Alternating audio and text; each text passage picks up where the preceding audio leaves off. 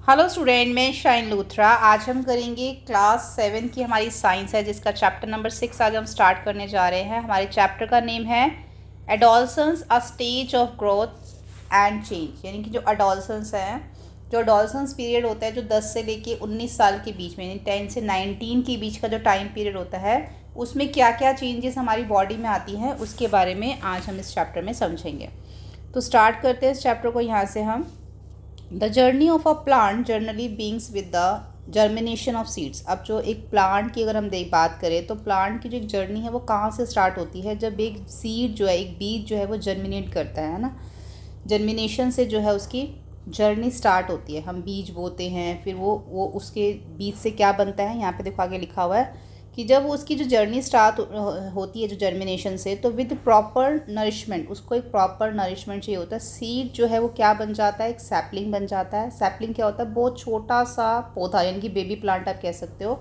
फिर वो मेच्योर होता है और फिर वो यंग प्लांट बन जाता है। तो इस तरीके से एक जो है प्लांट की जर्नी स्टार्ट होती है। This journey is mark by some specific changes. अब इस जर्नी में कुछ स्पेसिफिक चेंजेस होते हैं, कुछ ऐसे चेंजेस होते हैं, विजिबल चेंजेस होते हैं। Some of the visible changes are an increase in its height, जैसे कि उसकी हाइट का बढ़ना। The appearance of more leaves, उसमें और भी पत्तियाँ आना।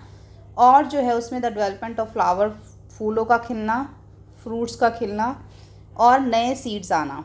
तो इन ये सारी चीज़ें जो है एक पौधे में होती हैं। जब वो बड़ा होता है धीरे धीरे उसमें चेंजेस आते हैं। From these seeds new plant emerge. अब इन्हीं सीड से नए प्लांट जो हैं वो निकलते हैं। It is quite unlikely that a seedling will develop the capability to produce its own seed immediately after germination. ये क्वाइट अनलाइकली का मतलब है एक असंभव बात है, ये मतलब पॉसिबल नहीं है। That a seedling will develop the capability, एक सीडलिंग के अंदर ही इतनी कैपेबिलिटी हो कि वो एक नए प्लांट को जो है, एक नए सीड को इमीडिएट जो है वो ग्रो कर सकती है या फिर एक नए सीड को पैदा कर सकता है। ये जो है एक असंभव बात है सीडलिंग के लिए, क्योंकि उसमें टाइम लगेगा। पहले आप सीड को, वो जर्मिनेट होगा, फिर सैपलिंग बनेगा, फिर वो मैच्योर होगा, फिर उसके बाद जब उसमें पत्तियाँ आएंगी, फूल आएंगे, फ्रूट्स आएंगे, फिर जाके वो उसमें एक नया सीड जो है वो आता है, फिर आप उसको यूज़ कर सकते हैं। तो ऐसा पॉसिबल नहीं है कि जो सीडलिंग है वो जल्दी से क्या करे, इस लायक बन जाए कि एक नए सीड को जन्म दे सके, एक नया सीड बना सके। ऐसा नहीं होता, ठीक है। उसके बाद it needs to grow and reach maturity to become capable to producing seed. तो इसमें क्या लगेगा, इट नीड्स टू ग्रो, उसको पहले ग्रो होना पड़ेगा, उसको मेच्योर होना पड़ेगा। उसके बाद जाके जो है वो कि इस लायक बनेगा कि एक नए सीड को प्रोड्यूस कर सके। सिमिलरली, इसी तरीके से animals also need to grow and reach the maturity before they can reproduce. इसी तरीके से जानवरों को भी पहले ग्रो होना पड़ता है और फिर वो मेच्योर होते हैं, तब जाके वो क्या कर सकते हैं, रिप्रोड्यूस कर सकते हैं, बच्चे पैदा कर सकते हैं। सम एनिमल ले एग्स, कुछ जानवर अंडे देते हैं जो हैच हो जाते हैं, उनमें से बच्चे निकलते हैं। वाइल अदर, जबकि कुछ ऐसे होते हैं जो इंसान की तरह, ह्यूमन की तरह डायरेक्टली बच्चों को ही पैदा करते हैं। इन बोथ केसेस, दोनों केसेस में क्या होता है, the young ones gradually grow in size and develop over time. दोनों केसेस में चाहे अंडे हों या फिर बच्चे पैदा करें, दोनों केसेस में ही वो जो बच्चे हैं वो धीरे धीरे बड़े होते हैं टाइम के साथ। आगे हमें दे रखा है the journey of life of human, the journey of life of human can be divided into stages. अब कुछ जो इंसान की जर्नी है उसको कुछ स्टेजेस पे हम डिवाइड कर सकते हैं। जैसे कि सबसे पहले होता है इन्फेंसी, यानी कि जो बच्चा पैदा होता है। उसके बाद चाइल्डहुड, वो उसका जो बचपन होता है 5, 6, 7, 8 साल। उसके बाद जो है एडोलसन आता है, 10 साल से जो एडोलसन स्टार्ट हो जाता है, फिर 19 साल तक एडोलसेंस रहता है। उसके बाद एडल्टहुड आ जाता है। एडल्टहुड मतलब 19 साल के बाद का टाइम जो होता है। उसके बाद ओल्ड एज, यानी कि बुढ़ापा आ जाता है।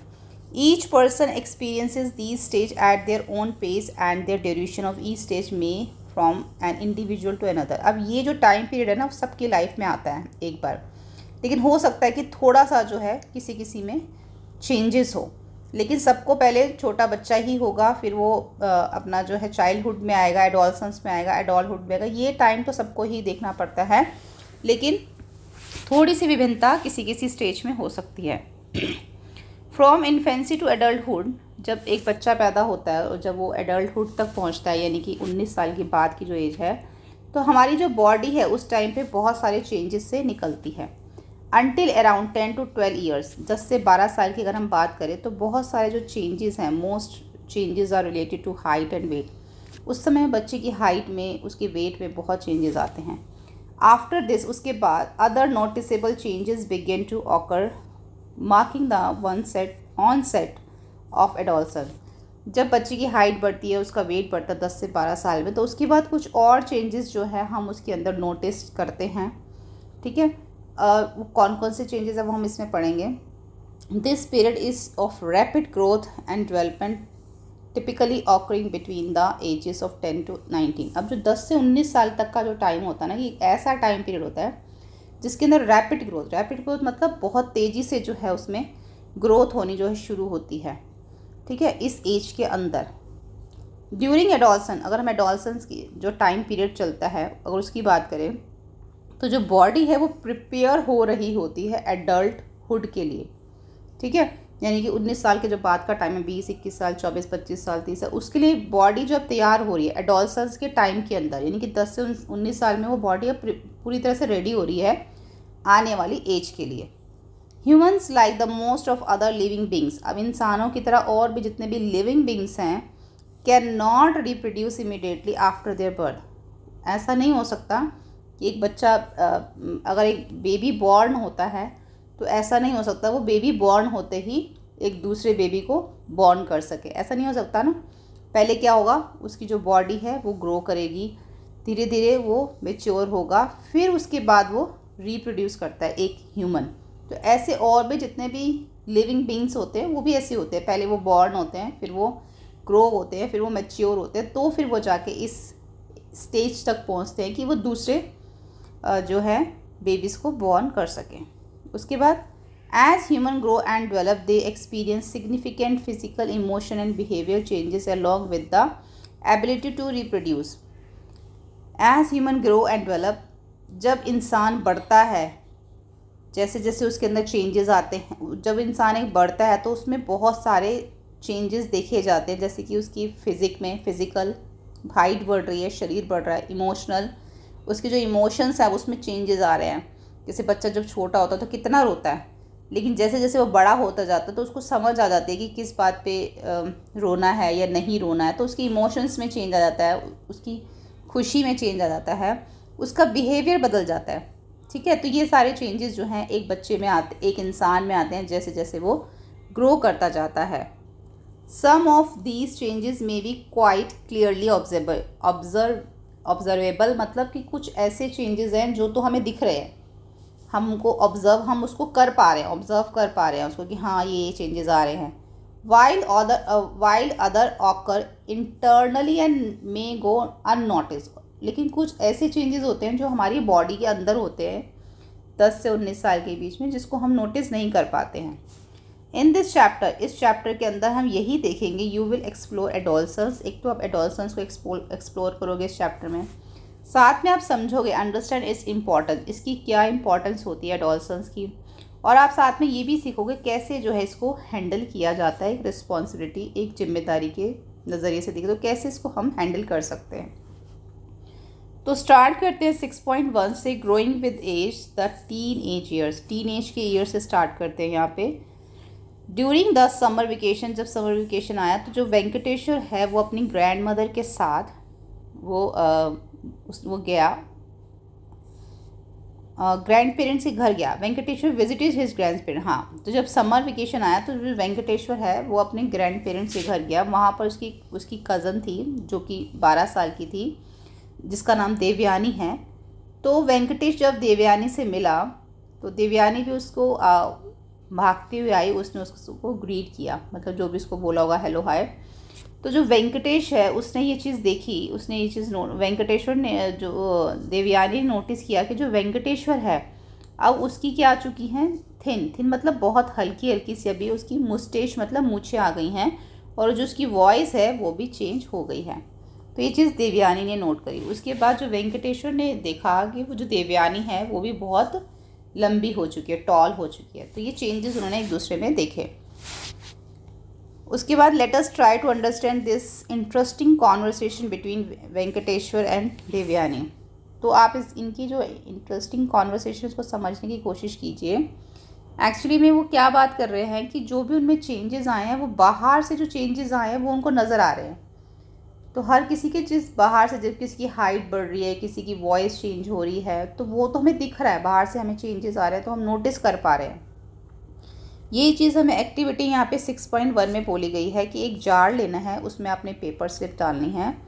उस पेपर स्लिप में आपने क्या लिखना है कि जो क्लास 5 से 8 तक के जो जितने भी स्टूडेंट हैं, उनमें जो जो चेंजेस आपको नज़र आ रहे हैं कि 5th क्लास में ऐसे थे, 6th में ऐसे हुए, 7th में ऐसे हुए, 8th में ऐसे हुए, तो 5th से लेके 8 तक के जितने भी बच्चे हैं, उनमें जो जो चेंजेस आपको दिख रहे हैं वो आपने एक पेपर पे लिख लेने हैं। चाहे उनकी हाइट से रिलेटेड चेंज हो, उनकी स्ट्रेंथ हो, बिहेवियर हो, ये सारी चीज़ें जो जो आपको लगेगी। 5th क्लास का जो एक स्टूडेंट है उसकी हाइट इतनी है, 6th क्लास के स्टूडेंट की हाइट इतनी होती है, या वो उनका बिहेवियर ऐसा होता है, उनकी स्ट्रेंथ ऐसी होती है, वो आप एक पेपर पे लिख सकते हैं। लेकिन किसी भी बच्चे का आपने उस पर नाम नहीं लिखना। फिर आपने क्या करना, उन स्लिप्स को आपने पेपर जो है जार में डाल देना, उनको अच्छे से मिक्स कर लेना है। बाद में आपने एक एक स्लिप को निकालना है, 1 बाय 1 उसको अनफोल्ड करना है, और जो भी उसके अंदर लिखा हुआ है उसके बारे में आप अपनी क्लास में स्टूडेंट के साथ आपस में डिस्कस करोगे। ठीक है। What are the most commonly, सबसे ज़्यादा आपने क्या चीज़ जो है उस स्लिप में देखी, आप मेंशन कीजिए टेबल 6.1 में। जैसे कि आपने देखा हाइट क्या हो रही है, इंक्रीज़ हो रही है, आपने ये देखा। ठीक है, हाइट इंक्रीजिंग। ठीक है, इसी तरीके से वेट और स्ट्रेंथ देखें तो वो भी क्या है, वेट भी जो है वो इंक्रीज़ होता है, स्ट्रेंथ भी जो है वो बढ़ जाती है। अपीयरेंस चेंज, दिखने में जो है वो चेंज हो जाता है, अपीयरेंस क्या हो जाता है, चेंज। और उसके बाद हम लिख सकते हैं यहाँ पे वॉइस भी क्या हो जाती है, वो चेंज हो जाती है। ठीक है, ऐसे हम लिख सकते हैं। आगे है, have you also experience some of these changes, क्या आप भी सारे एक्सपीरियंस जो है वो चेंजेस जो एक्सपीरियंस कर चुके हैं। इफ़ यस, अगर हाँ तो देन ये क्यों किया है, it is because you are also reaching the stage gradually, क्योंकि आप भी उस स्टेज में पहुंच रहे हैं। This stage start around 10 years of age, ये 10 साल से स्टार्ट हो जाती है, and can continue up the age of 19, और 19 साल तक रहती है।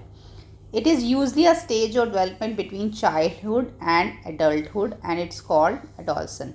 अब ये जो एज जो है वो चाइल्डहुड से लेके एडल्टहुड के बीच का टाइम है, जिसको एडोलसेंस कहा जाता है। ठीक है। अब इसके अंदर आगे हमें दे रखा है कि जो जो चेंजेस आते हैं ना, जो हमने ऊपर टेबल 6.1 में देखा, तो सबसे पहले हमने देखा कि जो हाइट है वो इंक्रीज़ हो जाती है। तो जब एक बच्चा पैदा होता है फ्रॉम बर्थ, जब उसका बेबी जब बॉर्न होता है, तो हमारी जो बॉडी है वो लगातार क्या करती है, ग्रो करती है। उसमें धीरे धीरे जो है उसमें जो हाइट है वो बढ़ने लग जाती है। ठीक है। तो जो हाइट होती है ना, ये however the increase in height become more prominent during adolescence. Adolescence में जो सबसे ज़्यादा अगर हम देखें तो वो हाइट ही जो है वो ग्रो करती है। उसके बाद और भी बहुत सारे चेंजेस देखे जाते हैं, जैसे कि बॉडी स्ट्रक्चर जो चेंज हो जाता है, वेट जो है गेन होने लगता है, स्ट्रेंथ जो है वो बढ़ने लगती है। अगर हम यहाँ पे बॉयज़ की बात करें तो बॉयज़ जो हैं वो जब ग्रो करते हैं, बड़े होते हैं, तो वो टॉलर, लंबे दिखने लग जाते हैं, उनका वेट गेन होना शुरू हो जाता है, उनके जो शोल्डर है वो क्या हो जाते हैं, बिट बॉर्डर, थोड़े से चौड़े हो जाते हैं, चेस्ट उनकी थोड़ी वाइडर हो जाती है, आगे से चौड़ी हो जाती है। गर्ल्स में भी कुछ चेंज आते हैं इस टाइम पे, उनकी भी हाइट और वेट जो है वो उसमें चेंज आना शुरू हो जाता है। और जो उनकी बॉडी चेंजेस है, जैसे कि उनकी जो है ब्रेस्ट जो होती है वो, उसमें भी डेवलपमेंट होने लग जाता है, मतलब ब्रेस्ट भी बढ़ने लग जाती है। उसके बाद कुछ चेंजेस ये आते हैं इसके अंदर कि जो वॉइस है वो चेंज हो जाती है। अब वॉइस अगर हम देखें तो यहाँ पे एडोलसेंस के टाइम पे, इन एडोलसेंस जो बॉयज़ इस टाइम पीरियड से जब निकलते हैं, तो जो उनका वॉइस बॉक्स है उसके अंदर जो वॉइस बॉक्स के अंदर जो साउंड आती है ना, वो थोड़ी सी हॉर्स, मतलब कर्कश हो जाती है उनकी जो आवाज़ है एडोलसन के टाइम पे। तो जो voice box is the structure in our throat that help us to speak. अब जो वॉइस बॉक्स का जो स्ट्रक्चर है वो क्या करता है, हमारे गले के अंदर हमें बोलने में मदद करता है। The growth may be seen as bump in the throat region and it is called the Adam's apple. अब जो ये वॉइस बॉक्स जो होता है, जो हमें बोलने में हेल्प करता है, धीरे धीरे क्या हो जाता है, ये ग्रो होने लग जाता है, बढ़ने लग जाता है। तो हमने ये देखा कि हाँ, ये थोड़ा सा बम मतलब थोड़ा सा बाहर की तरफ, देखो जैसे कि ये है ना, बाहर की तरफ उभरने लग जाता है। आपने वॉइस का देखा होगा, गले में जो उनका एक जो थ्रोट, उनका जो वॉइस बॉक्स होता है वो धीरे धीरे ग्रो करता है, वो हल्का सा बाहर की तरफ ऐसे बाहर की तरफ आ जाता है, जिसको एडम एप्पल जो है वो बोलते हैं। ठीक है। उसके बाद however it is not noticeable in every individual, जबकि आपको सबके अंदर ये देखने को नहीं मिलेगा, लेकिन मैक्सिमम ऐसा होता है। तो उस टाइम पे आवाज़ थोड़ी सी भारी हो जाती है। The voice box also grow in adolescent girls, लड़कियों में भी जो वॉइस बॉक्स होता है एडोलसेंस पीरियड के अंदर, वो भी ग्रो हो जाता है लड़कियों का भी। But it is not as big as in the boy, लेकिन जैसे बॉयज़ का होता है वैसे नहीं होता गर्ल्स का। Leading to only slightly change in voice, उनकी जो लड़कियों की आवाज़ में बहुत हल्का सा बदलाव आता है, बहुत ज़्यादा नहीं आता, लेकिन हल्का सा उनमें भी आता है।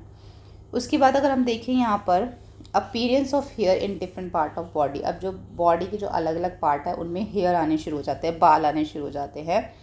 Both boys and girls experience the growth of hair in different part of their body such as armpit and the pubic region. अब चाहे गर्ल हो चाहे बॉय हो, दोनों में जो देखा जाता है कि उनकी बॉडी के अलग अलग हिस्सों में बाल आने शुरू हो जाते हैं, सच एज आर्मपिट, आर्मपिट मतलब बाजू के नीचे के हिस्से में, और प्यूपिक रीजन होता है जो हमारा स्टमक होता है, जो हमारा एब्डोमेन होता है, इनके पेट के जो नीचे का हिस्सा होता है उसके नीचे की तरफ जो है वो बाल आने शुरू हो जाते हैं, चाहे वो बॉय हो चाहे वो गर्ल हो। उसके बाद boys often develop facial hair, अब उनके जो बॉयज़ के फेशियल हेयर आने शुरू हो जाते हैं, हल्के हल्के उनके चेहरे पे बाल आते हैं, जो बाद में जो बड़े होके मुस्टैच, इनकी मूछ बन जाते हैं, या फिर वो बियर्ड, दाढ़ी बन जाते हैं। They move toward adulthood. Some boys में ऑल्सो डेवलप चेस्ट हेयर, कुछ बॉयज़ के चेस्ट हेयर आ जाते हैं, बैक पे भी हेयर आ जाते हैं। दो फ्यू बॉयज़ में have no significant hair growth, जबकि किसी किसी बॉय के नहीं दिखाई देते हैं। Variation in and timing of appearance of hair growth is completely normal. अब जो इसको टाइम लगता है हेयर को ग्रो होने में, आने में, जो ये सब टाइम चल रहा होता है ना, ये कम्प्लीटली ये सब नॉर्मल होती है सारी बातें। उसके बाद जो है इस टाइम पे क्या होता है, फेशियल स्किन पे कुछ पिंपल्स भी आने लग जाते हैं, कि यहाँ पे इस टाइम पे देखा जाता है कि कॉमनली जो देखा जाता है कि इस टाइम पे जो एडोलसेंट टाइम जो चल रहा है, इस टाइम पे जो स्किन होती है उस पर कुछ एक्ने आ जाते हैं, इन विच स्मॉल रेडिश पिंपल जो है वो दिखाई देने लग जाते हैं। ये इसलिए होता है कि these are commonly visible on the face, जो फेस पे दिखते हैं। एक्ने क्यों आते हैं, क्योंकि इस टाइम पे जो ऑयली जो स्किन है ना वो ज़्यादा ऑयली हो जाती है। ठीक है। Secretion from the skin during the adolescent that can be clog the skin pores and lead the infection. अब जब इस टाइम पे जो स्किन है थोड़ी ज़्यादा ऑयली हो जाती है और वो पोर्स को क्या कर देती है, ब्लॉक कर देती है एक तरह से, जिससे इन्फेक्शन हो जाता है और वो इस रूप में बाहर आता है, एक्ने के रूप में जो है वो बाहर आता है। While acne is the condition, acne तो एक कंडीशन है कि स्किन ऑयली है हो जाती है और ये इस वजह से एक्ने आ जाता है। लेकिन जो पिंपल है, पिंपल जो है वो,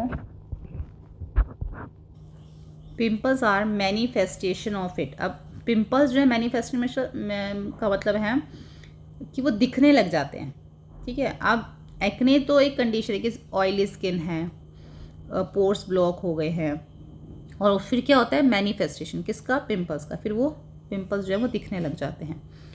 तो यहाँ पर हमने ये देखा अ की पॉइंट टू रिमेंबर। अब कुछ बातें हैं जो हम यहाँ पे इन्होंने हमें याद करने के लिए फिर से बोली है।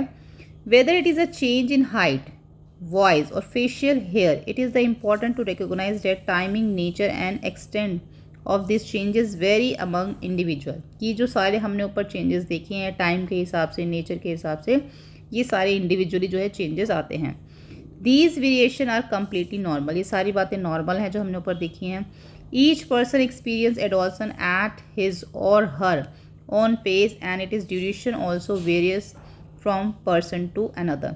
अब ये सारी चीज़ें जो हमने देखी है नॉर्मल है, और ये सारी जो एक्सपीरियंस है हर कोई करता है एक्सपीरियंस है सारी बातों को, लेकिन जो ड्यूरेशन में उसमें थोड़ा सा चेंजेस थोड़ा बहुत ऊपर नीचे हो सकता है पर्सन टू अनदर, एक एक पर्सन के हिसाब से थोड़ा टाइम ड्यूरेशन में फ़र्क पड़ सकता है। उसके बाद अब हम आगे देखें यहाँ पर now we have understood some of the changes that take place during the adolescence. जैसे कि अब हमने ऊपर काफ़ी सारे चेंजेस पढ़े ना कि क्या क्या चेंजेस आते हैं। जैसे कि हमने देखा कि कुछ सम ऑफ दिस करेक्टरिस्टिक चेंजेस, जैसे कि वॉइस का चेंज होना बॉयज़ के अंदर, उनके फेशियल ग्रोथ का आना, चेस्ट पे बालों का आना। अगर हम गर्ल्स में देखें तो उनका ब्रेस्ट का डेवलप होना। तो ये जो जैसे कि ब्रेस्ट का डेवलप जो होना है, ये जो है गर्ल्स का in girls are not directly involved in the process of reproduction. ये सीधा रिप्रोडक्शन से जुड़ा नहीं हुआ। अगर किसी गर्ल की ब्रेस्ट अगर डेवलप हो रही है तो वो डायरेक्ट जो है वो रिप्रोडक्शन से नहीं जुड़ा हुआ। However these characteristics change help distinguish males from female. जबकि ये जो करेक्टर जो हमने ऊपर पढ़े हैं ये आदमी को औरत से यानी कि मेल को फीमेल से अलग करते हैं। ठीक है, ये हमें हेल्प करते हैं ये इस पहचान करने में कि ये मेल है ये फीमेल है। फॉर दिस रीज़न, इस वजह से they are called secondary sexual characteristics. इसलिए इनको सेकेंडरी सेक्चुअल करेक्टरिस्टिक्स कहा जाता है, जो हमने ऊपर अभी पढ़े।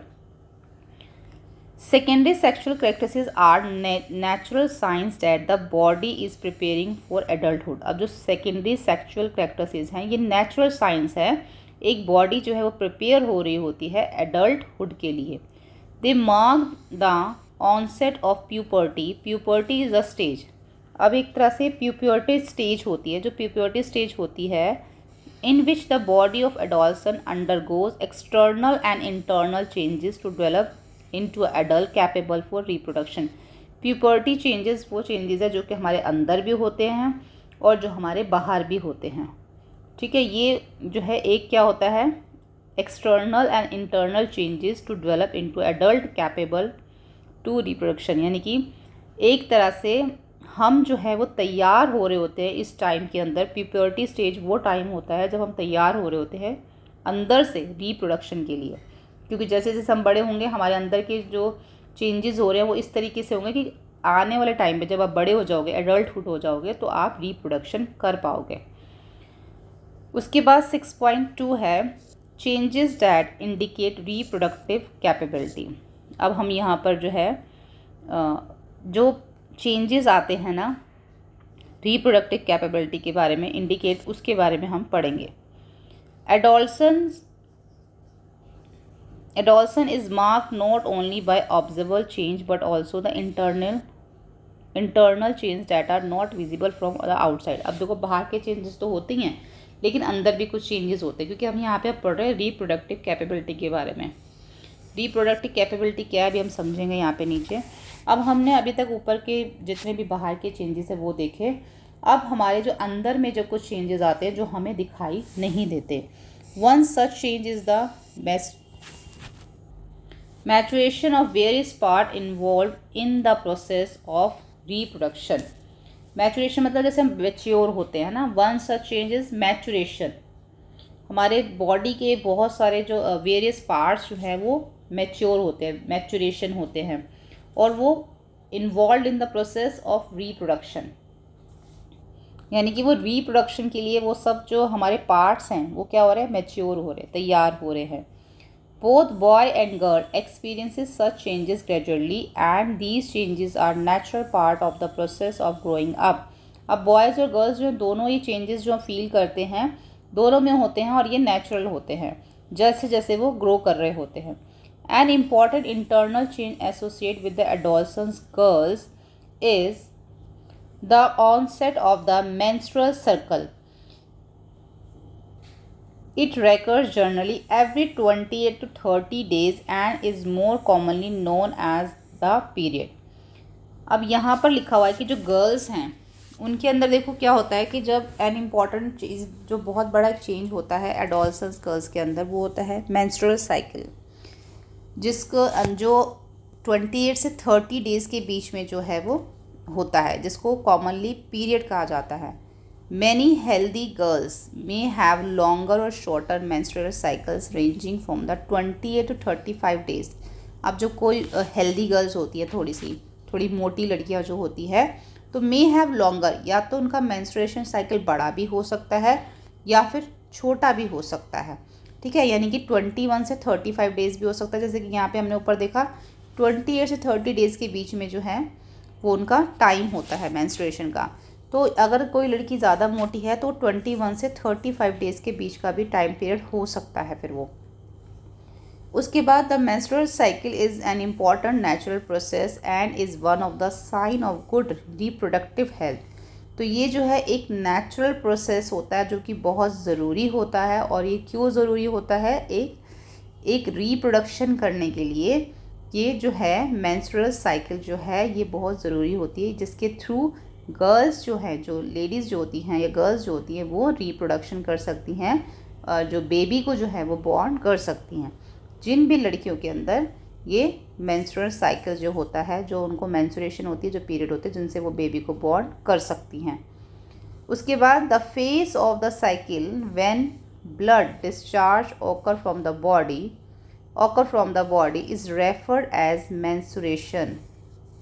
अब इसमें क्या होता है कि इस टाइम पे जो साइकिल वैन जब ये चल रहा होता है, तो उस टाइम पे जो गर्ल्स होती हैं उनकी बॉडी में से जो ब्लड है वो डिस्चार्ज होता है, मतलब कि उनकी बॉडी में से ब्लड जो है वो निकलता है, जिसको मेंस्ट्रुएशन कहा जाता है।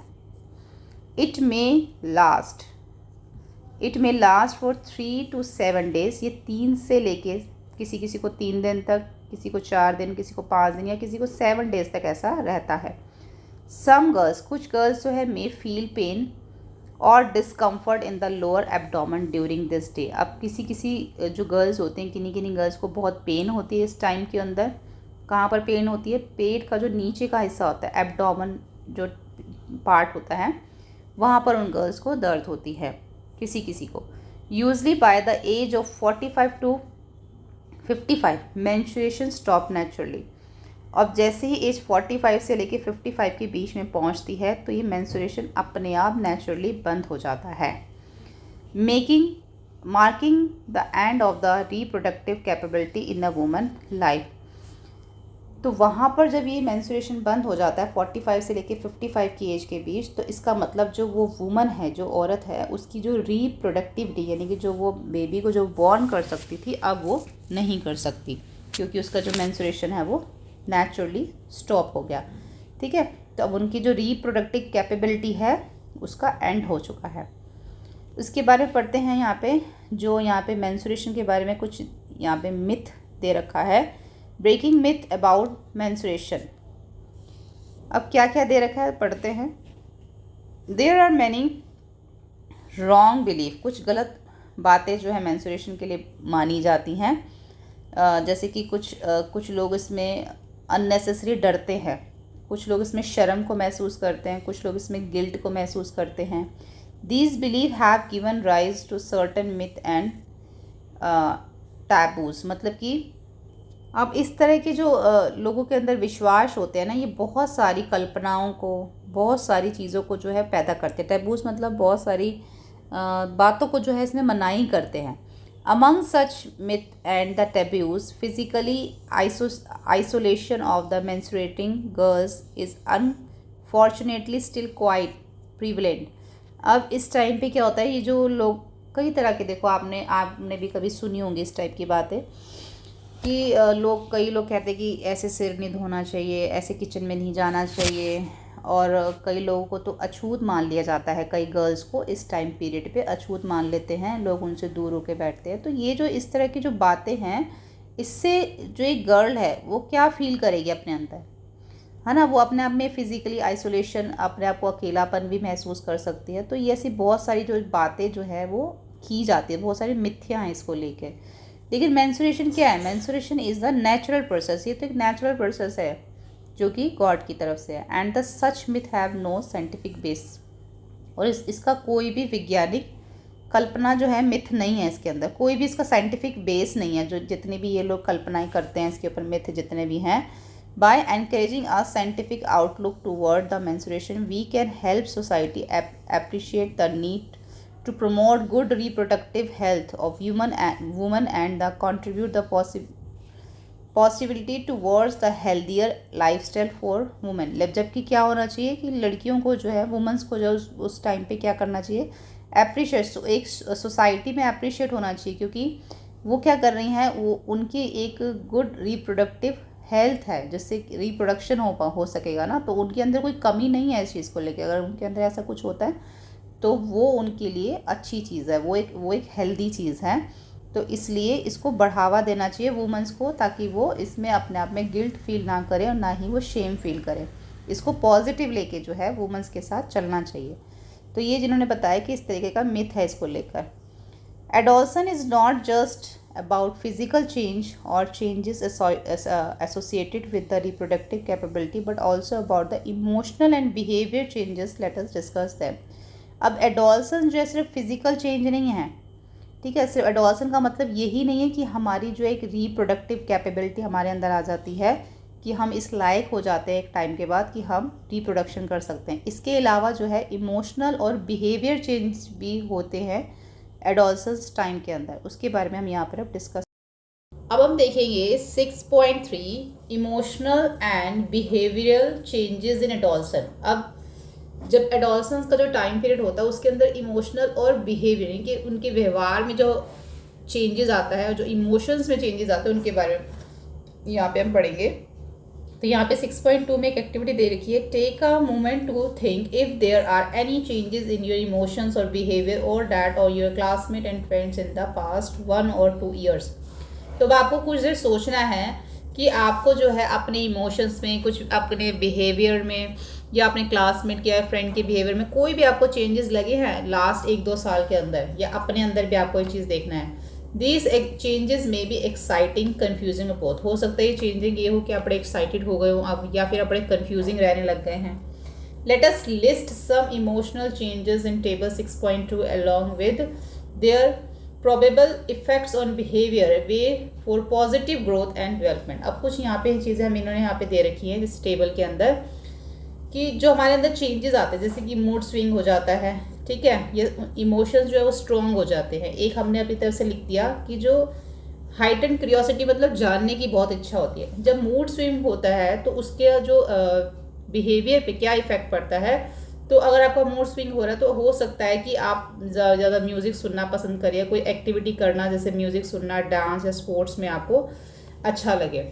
तो उसके बाद कुछ है वेज है जो पॉजिटिव ग्रोथ और डेवलपमेंट के लिए, कि अगर आपका मूड स्विंग हो रहा है, आप म्यूज़िक के साथ, डांस के साथ या स्पोर्ट्स के साथ आप अपने आप को बिजी रखना चाहते हैं, तो self exploration and involvement in activity, कि आप किसी एक्टिविटी में अपने आप को इन्वॉल्व कर रहे हैं, that may lead to creative and innovation, जो कि आपको क्या करेगा, क्रिएटिव और इनोवेशन जो है वो बनाएगा।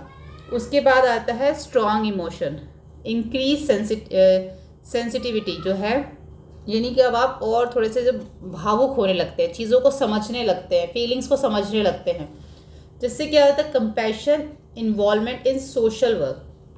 अब आपका जो इन्वॉल्वमेंट है वो सोशल वर्क में हो जाता है। आपने ये नोटिस किया होगा, जो आप अपनी एज की अगर आप देखें तो अब आप थोड़ा सा जैसे न्यूज़ में भी जो सोशल में चल रहा है, समाज में जो चल रहा है, कुछ कुछ चीज़ों में अब आप इंटरेस्ट लेने लगते हैं। सब चीज़ों में नहीं, लेकिन कुछ कुछ चीज़ों में आप लोग का जो है इस एज में इंटरेस्ट थोड़ा सा बढ़ने लगता है। हाइटन क्यूरियोसिटी मतलब हर चीज़ को जानने की एक इच्छा आपके अंदर जो है वो बढ़ने लगती है इस एज के अंदर, और जो देखने का नज़रिया होता है वो बिल्कुल नया होता है, और बहुत ही एक्साइटेड जो हैं वो इस एज में, एडोलसेंस एज में रहते हैं। तो ये चेंजेस जो हैं वो आते हैं। While discussing table 6.2, you may have explored the desired behavioral changes in adolescent, जो कि आपने देखा कि क्या क्या चेंजेस आते हैं। This is because, ये क्यों आते हैं? This is because adolescence is often marked by stronger emotions than childhood। अब जो है इस एज के अंदर जो इमोशंस है थोड़े स्ट्रॉन्ग हो जाते हैं, जैसे बच्चों के अंदर इतने नहीं होते, लेकिन बड़े होके थोड़े से वो इमोशंस स्ट्रॉन्ग हो जाते हैं। These emotions might affect adolescents' behavior, like taking up, joining social initiatives to support the needy and disadvantaged, or developing deeper interest in new areas। अब इन जो ये इमोशंस जो हैं, these emotion might be effect, अभी किस पे असर करते हैं? एडोलसेंट बिहेवियर, यानी कि जो आपका व्यवहार है इस एज के अंदर, जो बच्चों का जो एडोलसेंस में जो बिहेवियर जो होता है, उसमें क्या होता है कि लाइक टेकिंग अप, कुछ सोशल इनिशिएटिव लेना, कुछ चीज़ों में सपोर्ट करना, कुछ जो है supports the needed and the disadvantage मतलब कि कुछ जैसे जिसका कुछ फ़ायदा ना होना, और कुछ developing deep interest in new area, और नई नई जगहों के बारे में जो है जानना, उनके बारे में डीप इंटरेस्ट लेना, अपने अपने इंटरेस्ट के अकॉर्डिंग जो है ना उसमें फिर इस एज के अंदर बच्चे उसकी और भी ज़्यादा जो नॉलेज जो है वो लेना शुरू कर देते हैं। मतलब कि थोड़े से हम इसमें कह सकते हैं, थोड़े से वो समझदार होने की तरफ, मेच्योर होने की तरफ वो उनके जो कदम हैं वो उस एडोलसेंट एज से बढ़ने लग जाते हैं। Understanding how our emotion influence our behaviour and actions can help us make better choice and respond to situation thoughtfully. Understanding, अब ये चीज़ को समझना कि किस तरीके से जो हमारे इमोशंस हैं वो प्रभाव डालते हैं हमारे व्यवहार के ऊपर, हम जो काम करते हैं उनके ऊपर। Can help us make better, और ये हमें क्या कर सकते हैं, एक अच्छा जो है बेटर चॉइस दे सकते हैं, और रिस्पॉन्स टू सिचुएशन थॉटफुली, और कैसी सिचुएशन है उस सिचुएशन में आपको इस एज के अंदर जो है बहुत सोच समझ के रिस्पॉन्ड करना। ये सब चीज़ों में जो है इमोशंस जो हैं हमारे ऊपर किस तरीके से असर डालते हैं, कि अगर कोई ऐसा माहौल है हमारे चारों तरफ, हमें कि उस टाइम पे बड़ा सोच विचार करके अपने अंदर कि अब हमें यहाँ पर कैसा रिस्पॉन्स देना है। ठीक है, हमारे इमोशंस जो है उस समय उस टाइम पे कैसे होने चाहिए, ये सब इस एज में जो है वो बच्चे सोचने लग जाते हैं इस बारे में। ठीक है, जबकि छोटे बच्चे तो ये सारी बातें नहीं सोचते ना। तो ये थोड़ा सा जो है चेंजेस आते हैं। हमारा टॉपिक क्या था कि बिहेवियर में और इमोशंस में जो चेंजेस आते हैं वो हमने इसके अंदर पढ़ा। अब हम देखते हैं 6.4 में कि जो मेकिंग एडोलसेंस अ जॉयफुल एक्सपीरियंस। अब उनका जो जॉयफुल एक्सपीरियंस होता है कैसे बनता है उसके बारे में हम यहाँ पे देखेंगे। The journey of adolescence is a unique experience, एक यूनिक एक्सपीरियंस होता है ये। इस टाइम पे क्या होता है, हाइटेंड क्यूरियोसिटी, बहुत चीज़ें जानने की इच्छा होती है, एक्साइटमेंट होती है। During this stage of life give adolescent, इस एज के अंदर बहुत एक्साइटमेंट भी होती है, कुछ न्यू व्यू पॉइंट्स होते हैं towards the almost everything around them, जो हमारे चारों तरफ चीज़ें होती है ना, तो उसमें जो है एडोलसेंस टाइम पे कुछ उनके अपने व्यू पॉइंट होते हैं। हो सकता है कि घर में जो बड़ा है वो कुछ और बोल रहा हो, लेकिन वो जो एडोलसेंस टाइम पे जो बच्चे होते हैं वो उनका नज़रिया अलग होता है, वो अपनी बात अलग तरीके से जो है वो करते हैं। Good habits, thoughtful decisions and small action can have powerful positive impact on the overall well-being of adolescents. Good habit, अच्छी आदतें, thoughtful decision, सोच विचार के कोई भी चीज़ का डिसीजन लेना, and a small action can have a powerful positive impact. अब कोई भी छोटा सा काम भी जो वो करते हैं तो उसका एक बहुत पॉजिटिव पावरफुल इम्पैक्ट जो है वो पड़ सकता है on overall well being adolescent, उनके वेल बीइंग के ऊपर। तो let us know about them, इसके बारे में थोड़ा सा डिटेल में समझते हैं, क्योंकि हमारा जो टॉपिक है ये 6.4 मेकिंग एडोलसेंट अ जॉयफुल एक्सपीरियंस, इसको भी आगे मैंने कुछ पार्ट्स में डिवाइड करके हमें समझाया हुआ है। यहाँ पे जो चीज़ लिखी है उसको थोड़ा मुझे डिटेल में हमें इन्होंने आगे बताया हुआ है। ठीक है, तो सबसे पहले तो ये है कि मीटिंग न्यूट्रिशनल नीड्स, कि सबसे पहले तो जो इस एज के अंदर एडोलसेंट एज में जो खाना होता है उनके लिए बहुत इंपॉर्टेंट होता है, उनके लिए जो ईटिंग हैबिट्स होती है ना इस टाइम पे वो बहुत ज़रूरी होती है। जैसे कि हमने क्लास 6 में भी पढ़ा था कि mindful eating a path of the healthy body, ये हम क्लास 6 में पढ़ चुके हैं। You learn about the need for the healthy diet, healthy diet के बारे में हमने पढ़ा था। Since adolescence is a period of growth and development marked by सर्वल changes in the body. अब ये तो ऐसा टाइम होता है ना जब बॉडी ग्रो कर रही होती है, तो इस बॉडी में बहुत सारे चेंजेस आते हैं। अ nutrition diet of utmost important, मतलब कि ये जो टाइम होता है इस टाइम पे जो न्यूट्रिशन जो बॉडी को चाहिए वो सबसे ज़्यादा ज़रूरी होता है इस टाइम पे, क्योंकि उस टाइम पे बॉडी ग्रो कर रही है।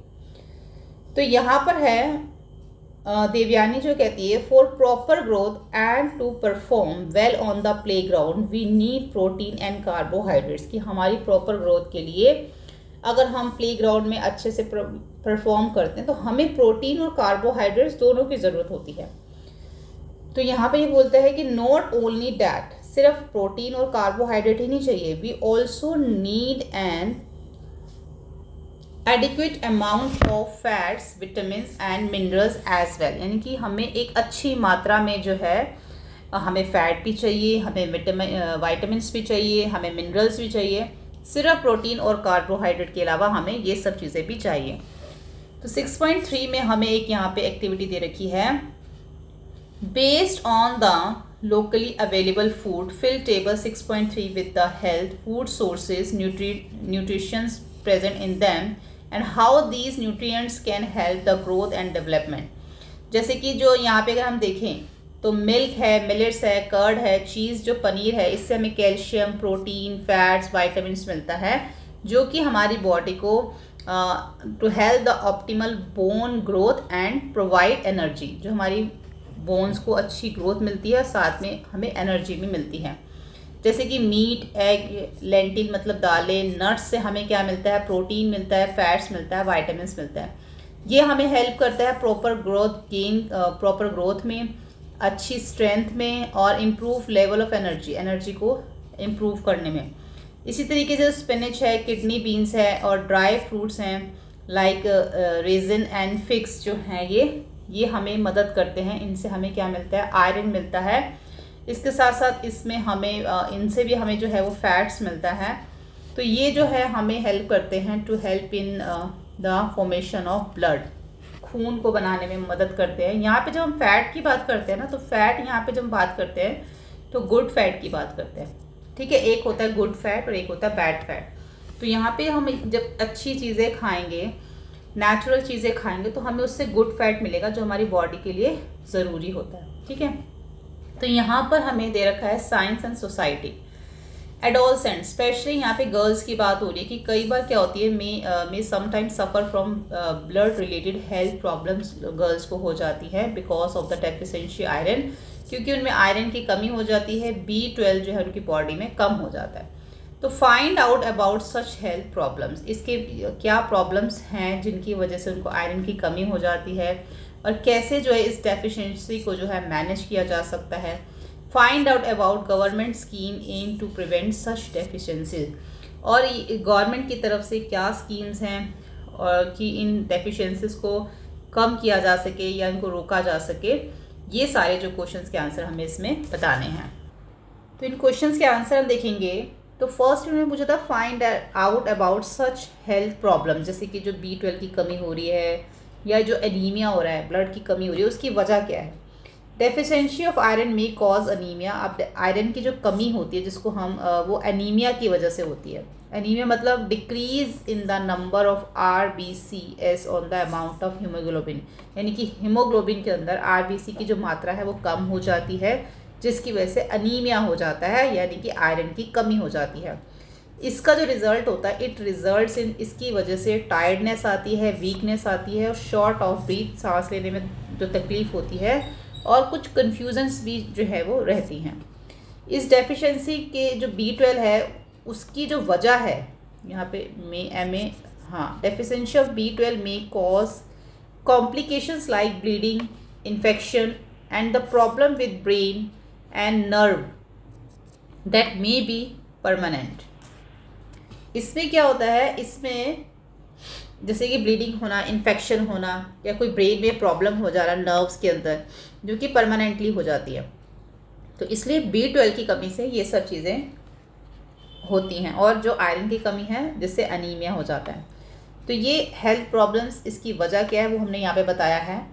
सेकंड क्या है कि ये जो प्रॉब्लम्स हैं, हाउ कैन वी मैनेज, ये जो आयरन की डेफिशिएंसी है इससे कैसे हम बच सकते हैं।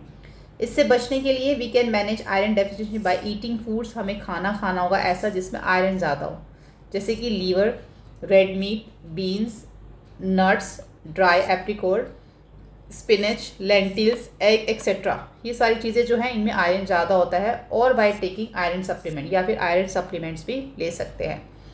और गवर्नमेंट ने इसके लिए क्या स्कीम्स किया, क्या किस तरीके से इसको कम किया है इस डेफिशिएंसी को। इसके लिए गवर्नमेंट ने क्या किया, मिड डे मील जो है वो स्कूल्स में, mid day meal scheme for student in all school, जितने भी गवर्नमेंट स्कूल है वहाँ पे मिड डे मील दिया जाता है, ताकि बच्चों के अंदर आयरन की और विटामिन B12 की जो कमी ना हो, उनको अच्छे से खाना मिल सके। यहाँ पे हमें एक साइंटिस्ट दे रखी है जिनका जो नेम है वो है Dorothy Hodgkin. Was a brilliant scientist who study the structure of vitamin B12 के बारे में इन्होंने जो पढ़ाई करी। In 1964, she became the third woman to win the Nobel Prize in the field of chemistry. Chemistry की फील्ड में ये थर्ड वुमेन थी जिनको नोबेल प्राइज़ मिला।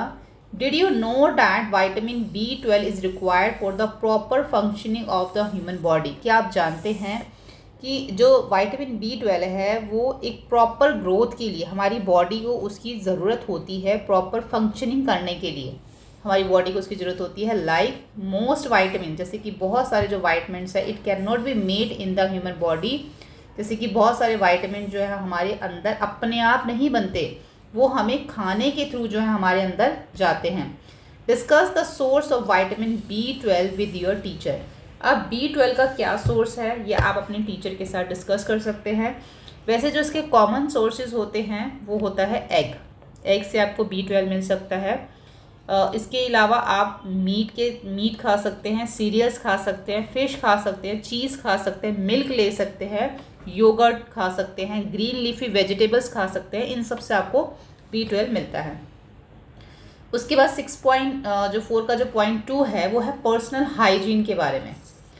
हाइजीन मतलब जो साफ़ सफाई जो है, अब एडोलसेंट एज जो होती है उस टाइम पे जो है हाइजीन अपनी बॉडी को रखना बहुत ज़रूरी होता है। तो बिसाइड न्यूट्रिशन, जैसे कि अब हम न्यूट्रिशन के बारे में तो पढ़ ही चुके हैं, personal hygiene is also the, ये भी जो है हमारी बॉडी के लिए बहुत ही ज़रूरी है। जिस तरीके से हमारी बॉडी के लिए खाना ज़रूरी है, न्यूट्रिशन ज़रूरी है, ऐसे ही हमारी बॉडी के लिए जो हाइजीन है इस एडोलसेंट एज के अंदर वो बहुत ज़रूरी है। Maintaining body hygiene particular in the armpits and the pubic region, जो आपका आर्मपिट एरिया होता है और जो प्यूपिक रीजन मैंने आपको बताया था, जो पेट के नीचे का जो हिस्सा होता है एब्डोमेन से नीचे, उसको जो है वो क्या रखना होता है, साफ़ रखना होता है। May protect us from potential infection, ताकि वहाँ पे कोई भी इन्फेक्शन ना हो। फॉर गर्ल्स को क्या करना चाहिए, maintain proper hygiene during the menstruation. जब उनको मेंस्ट्रुएशन होता है तो उनको पूरा हाइजीन का ध्यान रखना चाहिए। Is essential for both comfort and health, इससे क्या होगा, आप कंफर्टेबल भी रहेंगे और आपकी हेल्थ भी अच्छी रहेगी। Menstruation hygiene can be maintain using items such, जैसे कि आप सैनिटरी पैड यूज़ कर सकती हैं, एंड द रीयूजेबल क्लोथ जो आते हैं वो वाले पैड भी यूज़ कर सकते हैं, जिससे कि आप हाइजीन मेंटेन कर सकें। इसके अलावा the government also attempt to provide these product free of charge और at a low price to improve the menstrual hygiene for the girls and women. अब गवर्नमेंट भी जो है कुछ प्रोडक्ट्स जो है वो फ्री में जो है वो देती हैं गर्ल्स को और वुमेन्स को, ताकि वो हाइजीन को मेंटेन रख सके। As a society, we should all make efforts to ensure the availability of necessary facilities in the school and public places to promote the menstruation hygiene. अब ये सबकी एक we should all mark efforts कि हम सबको क्या करना चाहिए, जितने भी ये पब्लिक प्लेसेस होते हैं ना, और यहाँ पे इन सब चीज़ों की फैसिलिटी होनी चाहिए, ठीक है। Collectively we should move forward reducing any stigma around sanitary pads and helping in menstrual hygiene. अब वी शुड मूव फॉरवर्ड, अगर हमें आगे बढ़ना चाहिए। रिड्यूसिंग एनी स्टिग्मा अराउंड, हमारे जो चारों तरफ जो सैनिटरी पैड्स वगैरह है ये हमें क्या करते हैं, हेल्प करते हैं एक हाइजीन को मेंटेन करने के लिए। It is important to dispose to use sanitary pad properly by wrapping them in newspaper and disposing inside a dustbin. अब जब इसको आफ्टर यूज़ करने के बाद आपने इसको जब इसको थ्रो करना है तो प्रॉपरली इसको न्यूज़पेपर में इसको अच्छे से रैप करके आपने इसको डस्टबिन में थ्रो करना है।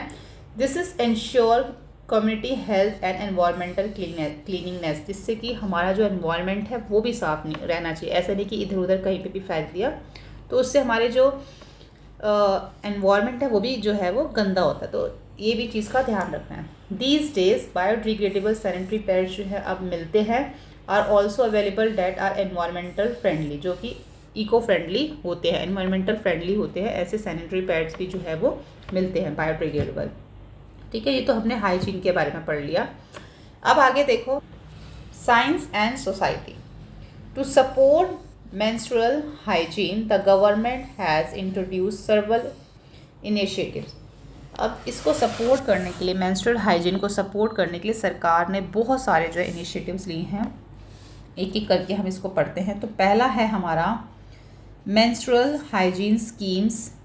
ये जो मेंस्ट्रुअल हाइजीन स्कीम है इसमें क्या है, देखो, अंडर दिस स्कीम, इस स्कीम के अंडर जो है, under the scheme by the government of India, जो गवर्नमेंट ऑफ इंडिया है, sanitary pads are provided free वो जो क्या करती है, सैनिटरी जो पैड्स है उसको फ्री प्रोवाइड कर रही है, उसका कोई चार्ज नहीं लेती, ठीक है, प्रोवाइडेड फ्री ऑफ चार्ज और एट रिड्यूस प्राइस, या तो उसको फ्री दे रही है या फिर कम प्राइस पे दे रही है टू एडोलसेंस गर्ल्स के लिए इन रूरल एरिया, मतलब कि जो पिछड़े हुए एरिया हैं उनके अंदर या तो फ्री देती है सैनिटरी पैड या फिर कम चार्जेस पे देती है।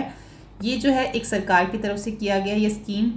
Awareness programmes are also conducted to educated girls about menstrual hygiene and health. अब ये जो अवेयरनेस प्रोग्राम भी किए जाते हैं गर्ल्स के लिए ताकि उनको सिखाया जा सके मेंस्ट्रुअल के बारे में, मेंस्ट्रुअल हाइजीन और हेल्थ के बारे में उन लड़कियों को सिखाया जा सके।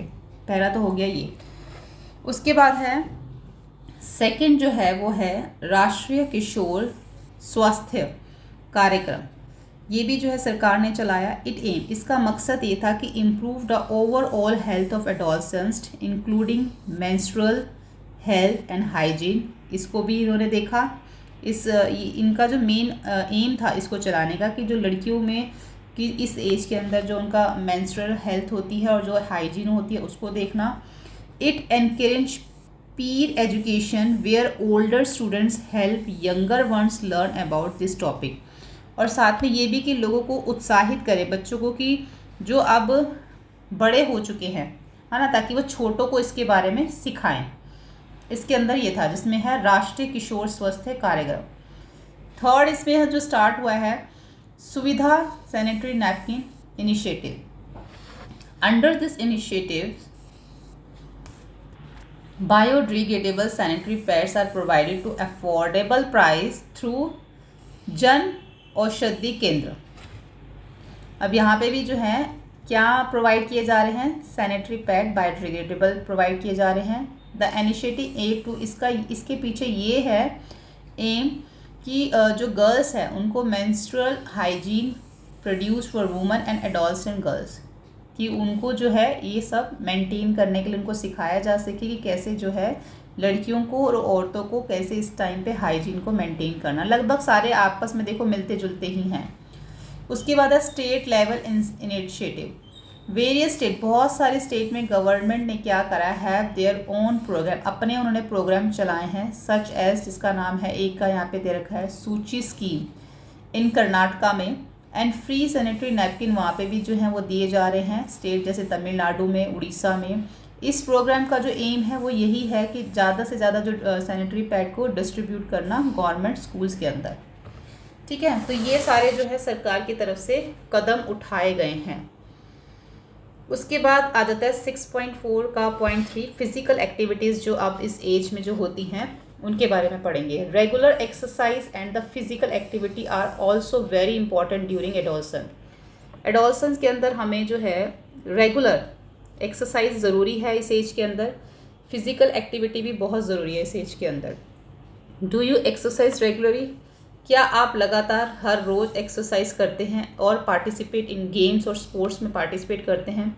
What kind of exercise do you do, आप कैसी एक्सरसाइज करते हैं। These activities will keep your body and mind fit and healthy, जिससे कि आपकी बॉडी जो है हेल्दी रहे, माइंड आपका हेल्दी रहे, और बिल्ड अप योर स्टेमिना, जो है वो आपका स्टेमिना जो आपका बढ़ सके, your stamina and the boost your mood, आपका मूड भी जो है अच्छा रह सके। तो कुछ एक्टिविटीज़ यहाँ पे नीचे उन्होंने दे रखी हैं, आप जो है अच्छे से एक्सरसाइज कर सकते हैं। बॉयज़ जैसे जिम ज्वाइन करते हैं, गर्ल्स भी जो हैं कुछ एक्सरसाइजेस वगैरह कर सकती है जो कि आपके लिए बहुत ही अच्छी होंगी इस एज में।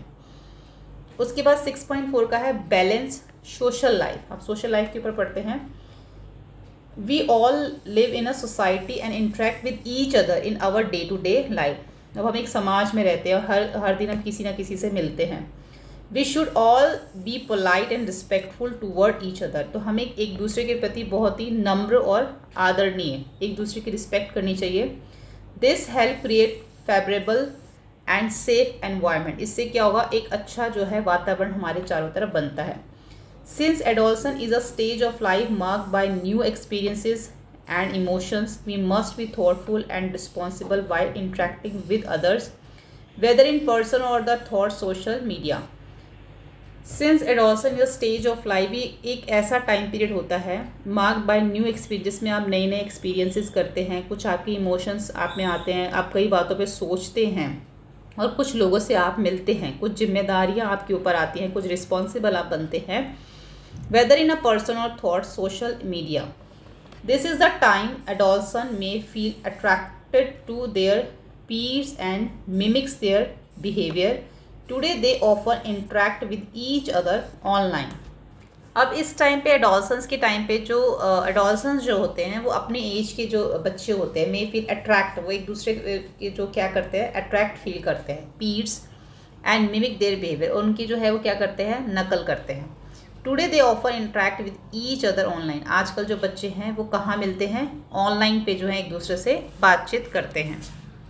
यहाँ पे जो पीर का मतलब है वो एक दूसरे के जैसे बराबर के बच्चे जो होते हैं ना, सेम एज के बच्चे, तो पीर का मतलब है जो एक दूसरे के बराबर हो, और मिमिक मतलब नकल करना एक दूसरे की बिहेवियर की। आगे यहाँ पे दे रखा है modern technologies have made online platform available for all the obtain information, make connection, interact and share information with each other. अब जो मॉडर्न टेक्नोलॉजीज़ हैं वो हैव मेड क्या कर रही हैं, वो ऑनलाइन पे ही ऐसे प्लेटफॉर्म अवेलेबल कर रही हैं फॉर ऑल ऑब्टेन, जहाँ पे आपको क्या मिलती है जानकारी मिलती है, मेक कनेक्शन एक दूसरे से सब इंटरेक्ट करते हैं, अपनी इंफॉर्मेशंस को एक दूसरे के साथ शेयर करते हैं। We should use these platform responsibly for their collective wellbeing for all. अब इन प्लेटफॉर्म को हमें काफ़ी जिम्मेदारी के हिसाब से जो है इस्तेमाल करना चाहिए, जिससे कि responsible for the collective wellbeing, सबके भलाई के लिए ये जो है वो होना चाहिए। Sometimes we knowledging and unknowledging use social media platform carelessly, कई बार हम जो है सोशल मीडिया को मतलब ऐसे ही बहुत केयरलेसली जो है हम उसको यूज़ करते हैं। Seeing guidance from elders and teacher can help use this platform positively, तो आपको हमेशा अपने बड़ों की मदद लेनी चाहिए जब भी आप इन प्लेटफॉर्म्स को यूज़ करें। अब आगे हमें दे रखा है साइंस एंड सोसाइटी, इसके अंदर हम पढ़ेंगे साइबर पुलिंग के बारे में। साइबर पुलिंग क्या है, involve the use of digital device such as a phone, computers, online platform to harass other by sending misleading message, spreading false rumour और sharing personal information without consent. However, if someone tries to bully you, it is important not to feel scared or helpless.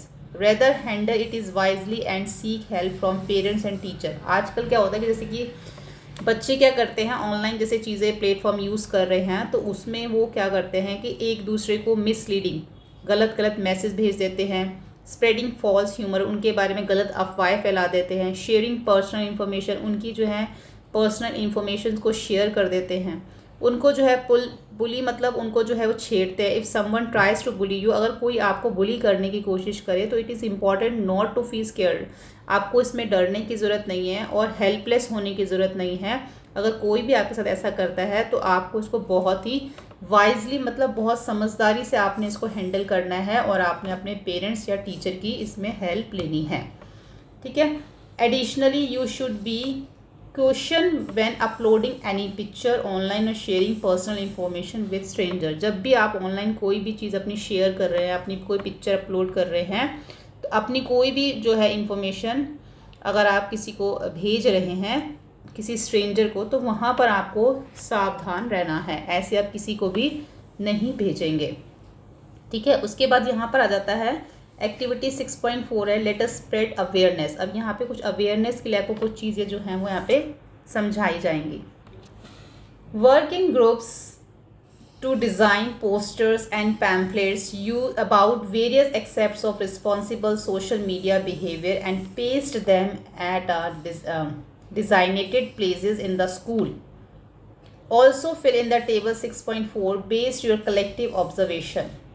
अब यहाँ पर आपको group में काम करना है, कुछ आपने पोस्टर और जो पैम्पलेट्स हैं उनको आपने डिज़ाइन करना है और स्कूल में जितनी भी जो जगह हैं वहाँ पर आपने डिज़ाइनेटेड प्लेसेस में वहाँ पर आपने उनको पेस्ट करना है और साथ में 6.4 में भी आपने इसको कुछ चीज़ें जो है आपने फिल करनी है, जैसे कि आपको क्या करना और क्या नहीं करना।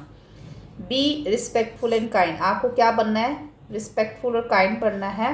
थिंक बिफोर पोस्टिंग, जब भी आप कोई चीज़ पोस्ट करेंगे उससे पहले आपको सोचना है। और प्रोटेक्ट प्राइवेसी, आपको जो है उस प्राइवेसी को मेंटेन करके रखना है। और क्या नहीं करना आपको, do not share personal photos with stranger, आपको किसी भी वर्चुअल फ्रेंड के साथ या स्ट्रेंजर के साथ अपनी कोई भी पर्सनल फ़ोटो को जो है वो शेयर नहीं करना। और कुछ हमें ऊपर भी यहाँ पे जानकारी दे रखी थी, वो भी हम यहाँ पे जो है इसमें लिख सकते हैं। एक हम ये भी लिख सकते हैं, डोंट सेंड मिसलीडिंग मैसेज, कि हम यहाँ पर दूसरों को हमें क्या नहीं करना, किसी को भी हमें मिसलीडिंग मैसेज जो है वो नहीं भेजने। डोंट सेंड मिसलीडिंग मैसेज आप लिख सकते हो डोंट में। एक चीज़ हम और भी यहाँ से ऊपर लिख सकते हैं, ये भी लिख सकते हैं हम, don't share personal information with strangers. ठीक है, ये लाइन भी आप यहाँ पे लिख सकते हो, डोंट शेयर, जैसे यहाँ पे फ़ोटो है ना, फ़ोटो की जगह आप यहाँ पर इंफॉर्मेशन लिख सकते हो। ठीक है, don't share personal information with strangers. उसके बाद यहाँ पर आप लिखो 6 पॉइंट, अच्छा आगे हमें दे रखा 6.4 का 5 जो है, avoiding harmful substances, learn to say no. अब जो हार्मफुल सब्सटेंसेस होते हैं उसको कैसे आप नो करोगे, उसके बारे में अभी हम यहाँ पे सीखेंगे।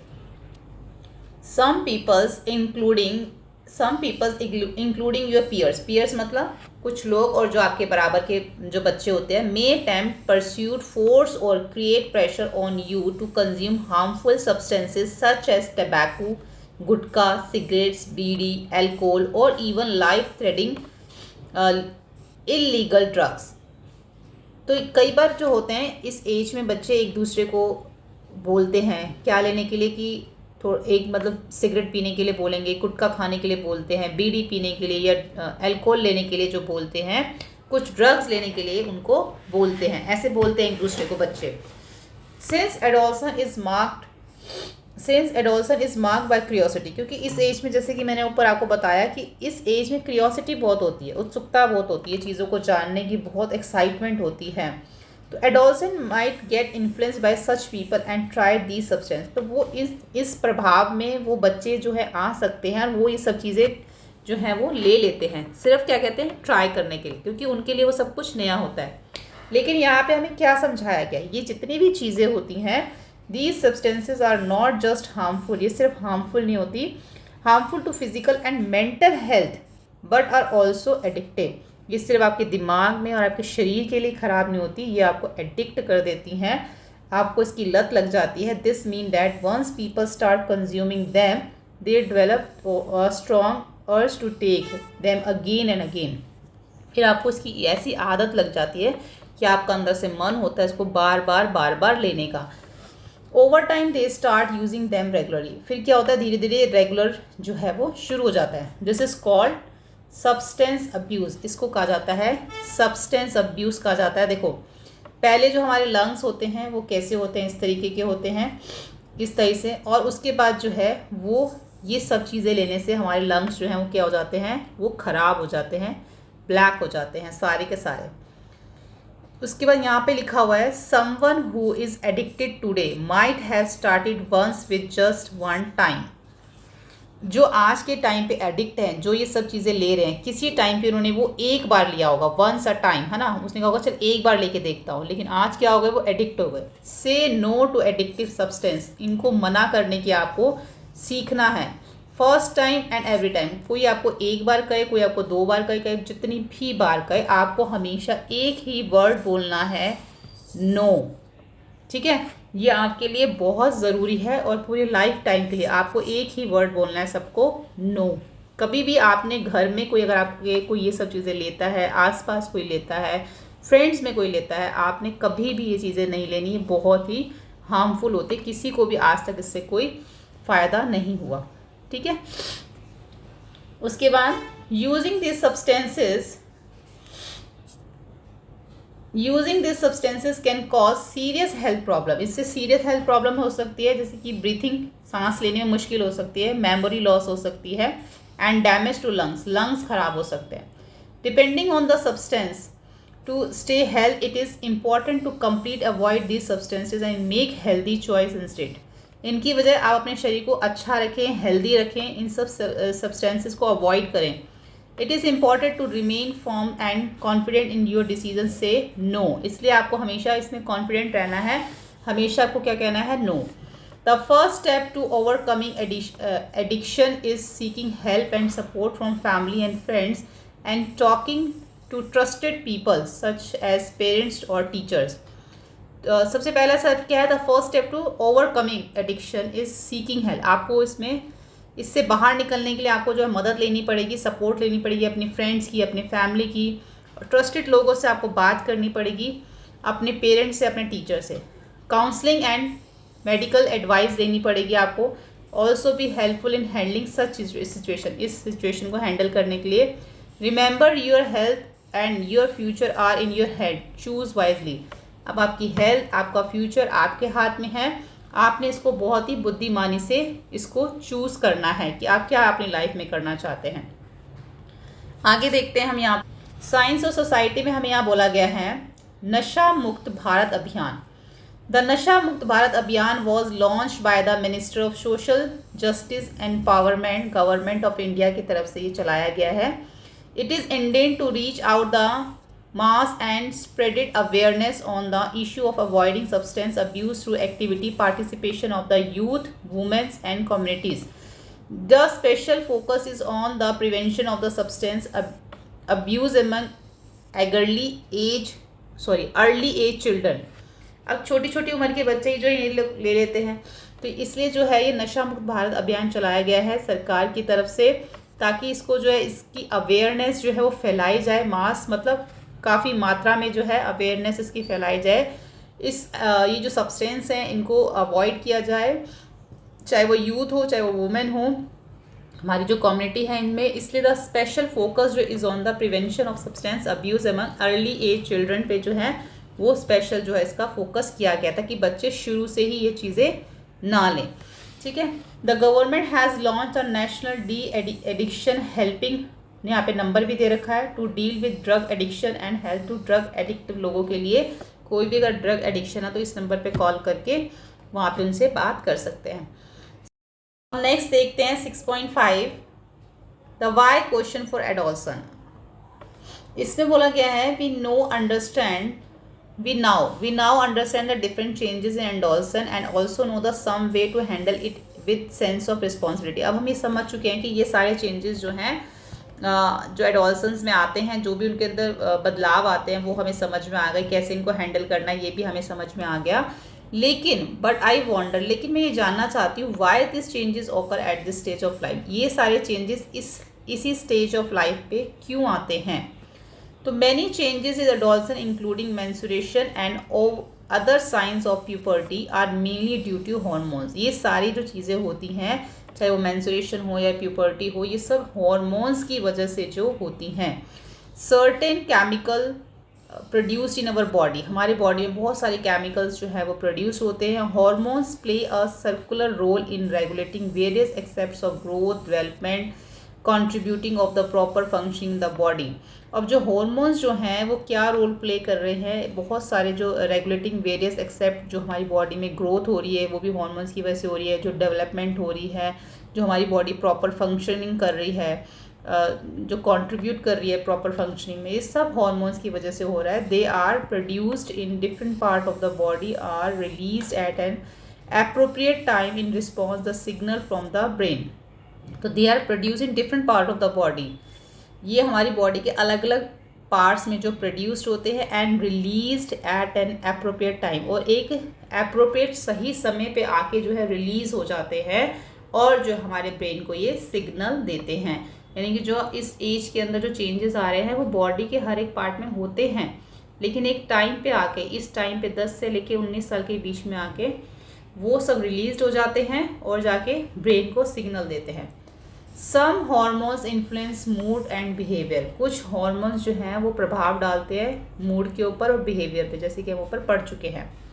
ठीक है। Bye staying information, seeing support and guidance when needed and making healthy decision, you can build a strong foundation for your life ahead. अब इस जानकारी में आप बने रहकर और कुछ आप मदद लेकर, कुछ गाइडेंस लेकर आप जो है अपनी एक अच्छी हेल्थ का डिसीज़न जो है आप ले सकते हैं, एक अच्छी हेल्थ आप अपनी बना सकते हैं और अपनी जो लाइफ है जो you can build a strong foundation, आप अपनी एक अच्छी फाउंडेशन बना सकते हैं और जीवन के आगे बढ़ने के लिए आप जो है वो तैयार यहाँ से हो सकते हैं। जितनी भी जानकारी आपको ऊपर दी गई है अगर आप उस हिसाब से चलेंगे तो आपकी जो फाउंडेशन यहाँ पर अच्छी बन जाएगी, स्ट्रॉन्ग बन जाएगी और आपको लाइफ में आगे बहुत अच्छा जो है वो मिलेगा, सब कुछ आगे, आपकी बॉडी भी और आगे सब कुछ भी हर तरीके से जो इस चैप्टर में सिखाया गया है। आपके बिहेवियर के हिसाब से भी सिखाया गया और आपकी हेल्थ के हिसाब से भी सिखाया गया है। तो इन अ नटशेल में वही सब है जो हमने इस चैप्टर में पढ़ा है। एक बार आप इसको रीड कर सकते हैं पूरे को, जो चीज़ें मैंने आपको ऊपर समझाई हैं वही सब लिखी हुई हैं। नेक्स्ट जो इसकी वीडियो आएगी उसमें हम इसके जो क्वेश्चन आंसर्स हैं वो हम इसमें करेंगे। ठीक है, वीडियो हेल्पफुल लगे तो प्लीज़ लाइक शेयर सब्सक्राइब करें। Thank you.